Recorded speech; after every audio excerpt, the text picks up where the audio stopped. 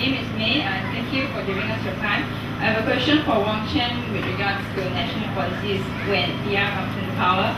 I'd like to ask about your policy on forests in Malaysia in general, but my question is more specific to Peninsular Malaysia.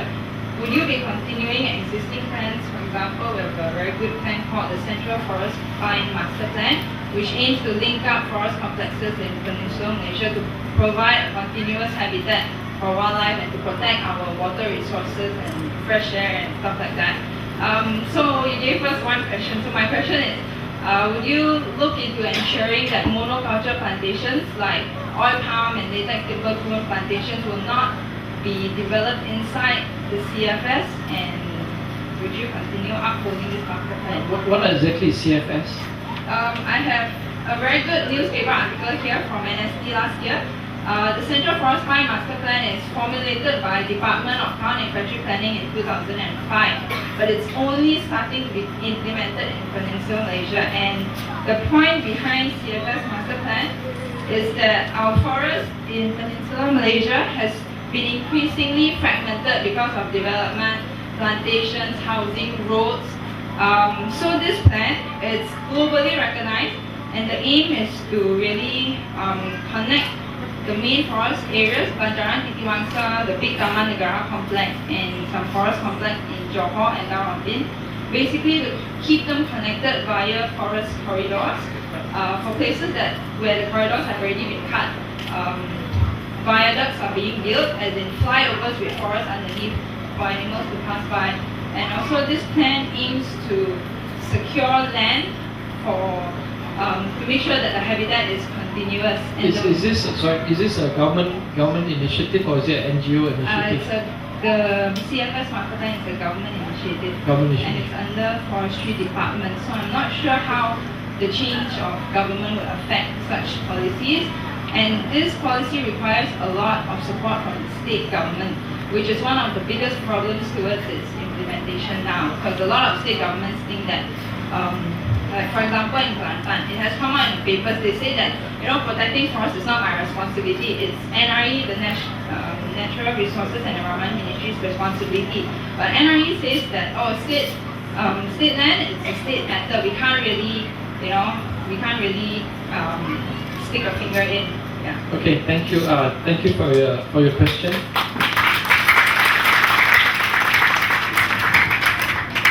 Now, we take the view that we live in a federal state, federalism. Malaysia is a federalism, and the states do have power over the land usage. Yeah. So, as the federal government, we have to respect the state's position on forestry, on land matters. Now, one of the reasons, say for example, Kelantan. I'm from Kelantan. I know why the Kelantan is cutting down forests to do rubber, latex, timber cloth, right? And also doing palm oil industry, and that's because they don't get enough allocation from the federal government. Yeah, while protecting the rainforest is important, protecting habitat and all, it's also important for the state to survive, because people don't have jobs or they don't have enough. I mean, Kelantan is one of the poorest states in Malaysia, and they've been continuously punished by the federal government because they are an opposition state ruled by PAS. So in this political struggle, the environment pays. Yeah? So if we rule and Johor remains Barisan Nasional, I can assure you we will not punish them. We will cooperate with them to make sure that distribution of wealth is done to all states, so that Johor then don't have to start to cut Endau Rompin. You know what I mean? Yeah? So I think the environment is a problem that is a political issue that spins off to them. If this is a national policy level, we haven't really looked at forestry seriously, other than the fact that we are committed to sustainable forestry. Yeah, we like the idea that timber complexes need to have continuous supply of forests. There's two ways to do it. One is to have a monoculture crop, which is what the Canadians are doing on the Norwegian, where they only have fir trees, and it's planted in rows and rows and rows, and it's planted like. I think we need a mixture of both.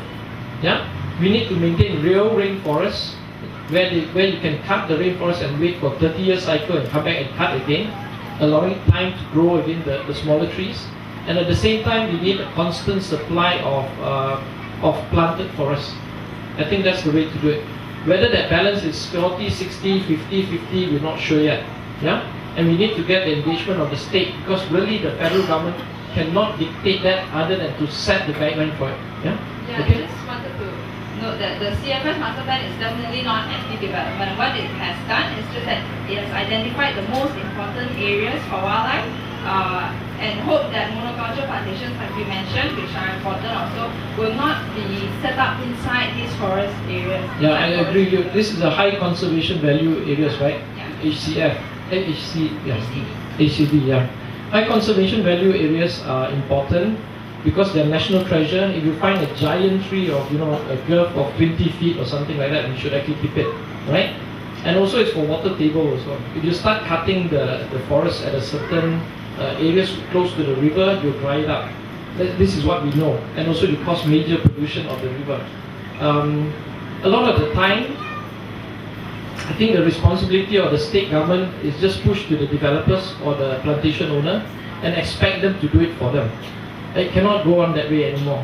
What we really lack at the state level is proper mapping of the whole place. So a simple solution is really to send the cartographers out there to map every single inch of the place, and then the government should already identify which area is conservation, and then whatever is balanced, then you can basically sell the land or lease the land to developers of palm oil or rubber or latex timber clone and stuff like that. Yeah? Okay? I hope that answers your question. Thank Okay, you. something closer to home, since we're talking about forests. MPSJ under the Pakatan Rakyat government has actually gazetted or set out an urban forest in USJ 3C. Okay, this initiative started in 2011. On the 11th of November 2011, MPSJ planted 1,111 forest trees. Okay, we might not live to see the forest because forest trees take a long time to grow. But this is for the future generation. This happened in USJ 3C. Just for your information. Thank you.